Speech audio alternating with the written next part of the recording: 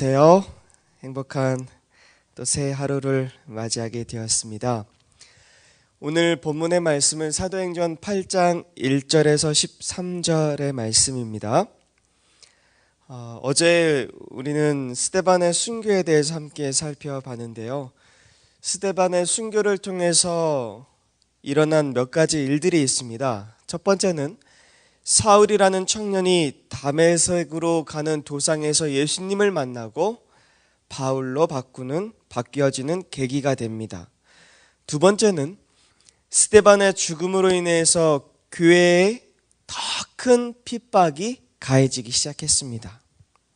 세 번째는 교회를 핍박하니까 자연스레 교회 성도들이 어떻게 돼요?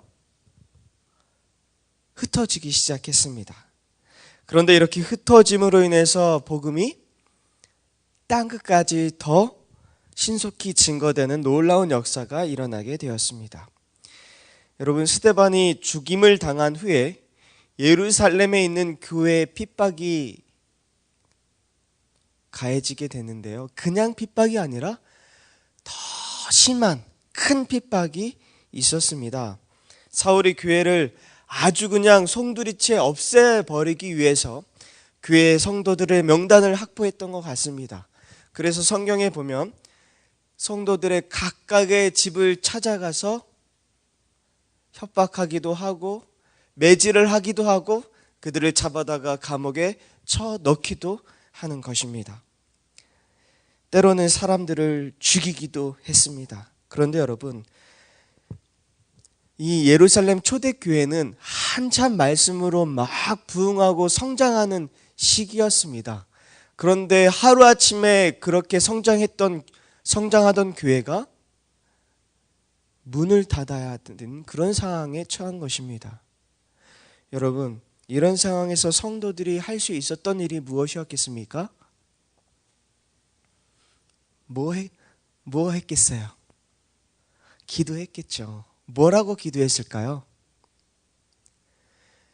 하나님의 몸된 이 교회가 문을 닫지 않도록, 하나님의 자녀들이 흩어지지 않도록 기도했을 것입니다.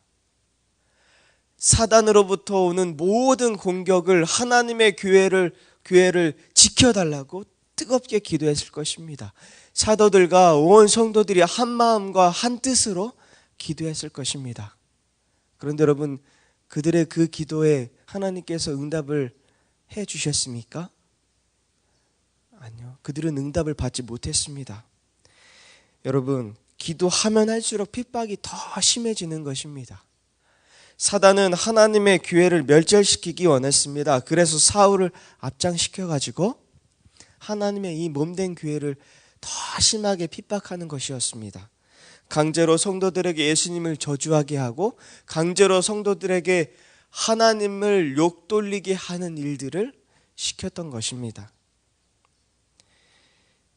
그런데 여러분, 왜 하나님께서 당신의 몸된 교회에 불어닥치는 이런 핍박을 막지 않으셨을까요? 예, 맞습니다. 뜻이 있었습니다.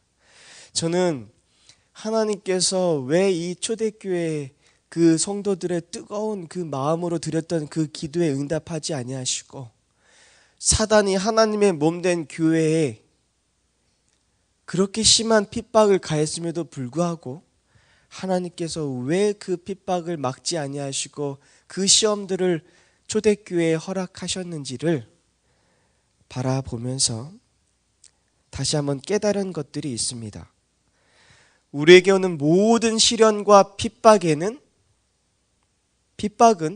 하나님 허락 없이 올 수 있다 없다? 없다라는 것입니다. 그리고 두 번째로는 우리에게 오는 모든 시련과 핍박에는 하나님의 선하신 뜻이 있다라는 것입니다. 지금 당장은 이해되지 않더라도 훗날 그분의 뜻을 분명히 이해할 수 있는 날이 올 것이라는 것입니다. 여러분, 하나님께서 초대교회에 이런 핍박을 허락하신 이유가, 뜻이 무엇이었습니까? 초대교회는 예수님께서 하늘로 승천하시기 전에 주셨던 지상 명령이 있었습니다. 무엇이었죠? 너희는 그러므로 가서 모든 족속으로 제자를 삼아 아버지와 아들과 성령의 이름으로 침례를 주고 내가 내게 분부한 모든 것을 가르쳐 지키게 하라. 이 지상 명령을 모든 초대교회 성도들은 기억하고 있었어야 했습니다. 그런데 여러모로 이 초대교회가 성장했습니다. 성도들이 막 들어오는 것입니다. 교회가 교회다워지는 모습을 바라보면서 사도들도 마찬가지였고 성도들도 마찬가지였고 현재 상태에 만족했던 것입니다. 교회를 그저 관리하는 것에 바빴던 것입니다. 그래서 뭘 잊어버렸어요? 예수님께서 주셨던 그 지상명령은 새카맣게 잊어버린 것이었습니다.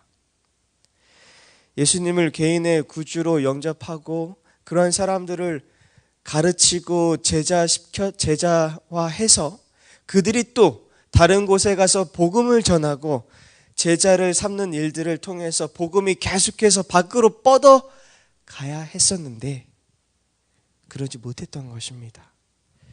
여러분, 그래서 하나님께서는 복음이 예루살렘만 국한되는 것이 아니라 온 세상에 복음이 뻗어 나갈 수 있도록 하기 위해서 어디까지요? 땅끝까지 복음이 나갈 수 있도록 하기 위해서 일부러 교회의 핍박을 허락하신 것입니다. 또한 교회가 한 성도가 악을 저항하는 능력을 갖기 위해서는 세속화되지 않기 위해서는 적극적인 봉사활동과 적극적으로 하나님의 복음을 전하는 것이었음을 아셨던 하나님께서 일부러 초대교회의 핍박을 허락하심으로 수동적이 아니라 능동적으로 먼저 다가가서 봉사하고 복음을 전할 수 있는 성도들이 되도록 하기 위해서 그들을 일부러 흩어버리신 것입니다. 그래서 이 교회가 더 건강한 교회, 성도가 더 건강한 성도가 되기 위해서 하나님께서 일부러 그들에게 핍박을 허락하신 것입니다. 사도행적 105쪽인데요. 그곳에서의 말씀 사역에는 성공이 따랐으므로 제자들은 온 세상에 나가라는 구주의 사명을 생각지 아니하고 그곳에 너무 오래 머무를 위험이 있었다. 네, 늘 이 교회가 성공하였으므로 제자들은 온 세상에 나가라는 구주의 사명을 생각하지 못하고 그곳에 너무 오래 머물러 있었던 것입니다. 그들은 악을 저항하는 능력을 얻는 최고의 비결은 적극적인 봉사활동이라는 사실을 잊어버리고 원수의 공격으로부터 예루살렘 교회를 지키는 일만큼 중요한 사업이 없다고 생각하기 시작하였다. 여러분, 악을 저항하는 최고의 비결은 무엇이라고요? 적극적으로 봉사활동을 하고 적극적으로 능동적으로 가서 먼저 복음을 전하는 것이었습니다. 그래서 하나님께서는 이제 막 시작하는 이 어린 교회, 초대교회가 그리고 모든 성도들이 건강한 교회, 악을 저항할 수 있는 능력을 소유하는 교회, 그런 성도가 되기를 바라는 마음으로 교회를 흩으시고 성도들을 흩으신 것입니다.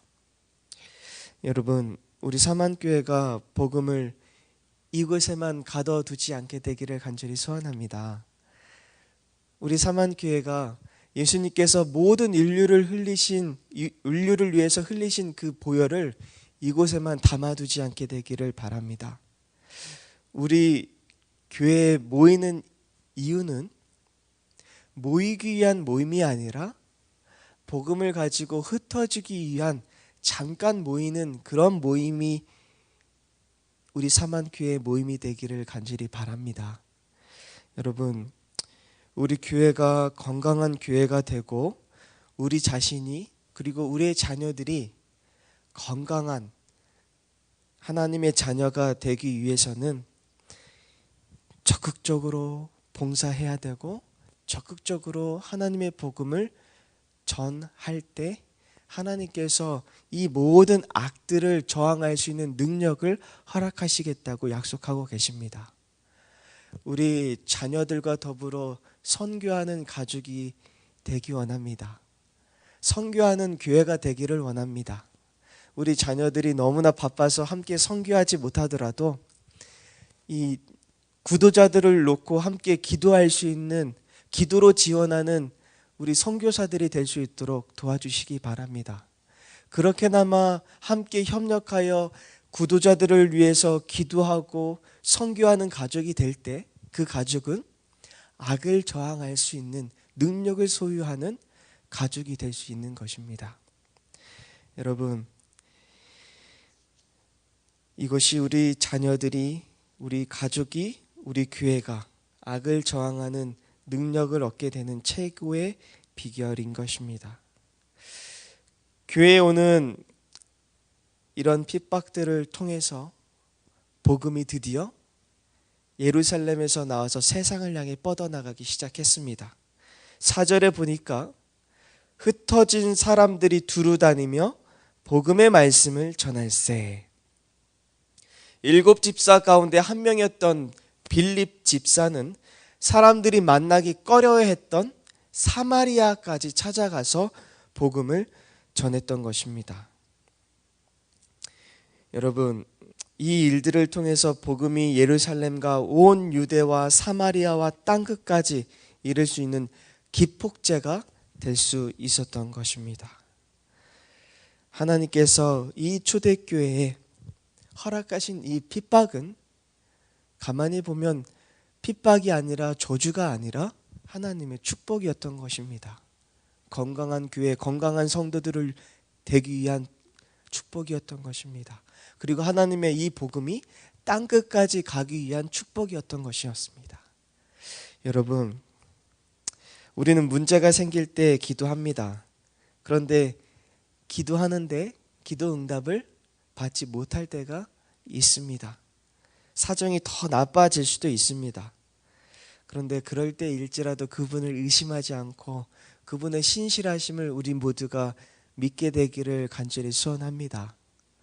초대교회 모든 성도들이 한 마음으로 당신의 교회를 지켜달라고 기도했을 때 그 기도의 응답이 이루어지지 않고 더 큰 심한 핍박이 가해졌을 때 거기에 따르는 하나님의 분명한 뜻이 있었음을 저희들이 오늘 알 수 있었던 것처럼 오늘 우리가 하나님께 기도하지만 그 기도의 응답이 이루어지지 않고 사정이 더 나빠질 수 있다는 것입니다. 그러나 그런 모든 핍박과 시련과 문제에는 분명히 하나님의 선하신 뜻이, 선하신 계획이 있다라는 것입니다.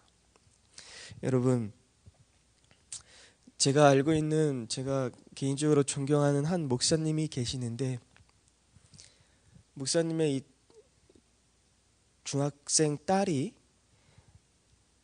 지방에 가서 기숙사 생활을 하면서 공부를 하는데 여러 가지 심한 스트레스와 충격으로 인해서 하루아침에 모든 기억들을 싹 잊어버려 봤습니다.